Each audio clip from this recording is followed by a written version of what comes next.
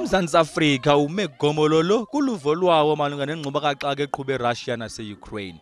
UMengameli UCyril Ramaphosa umile kwelithi eli lizwe aluzukufakwa ngentloko kwimiba yehlabathi. And this, I will say it once again today, South Africa has not been and will not be drawn into a contest between global powers. We will maintain our position on the peaceful resolution of conflict wherever those conflicts occur.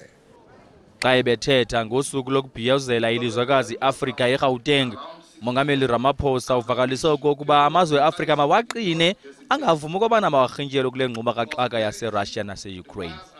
Some countries, including our own, are being threatened with penalties for pursuing an independent foreign policy and for adopting a position of non-alignment.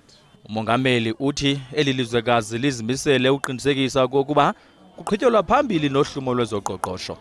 Iyabonakala ke okokuba usemde umgama ekufuneka kuhanjwe eli lizwekazi Afrika ukuqinisekisa okokuba kukho uzinzo lwezopolitiko kuphuhla noqoqosho. Eli lizwekazi liye phambili. NdinguAbongile Dumako kwiindaba ze-SABC eMogale City eGauteng.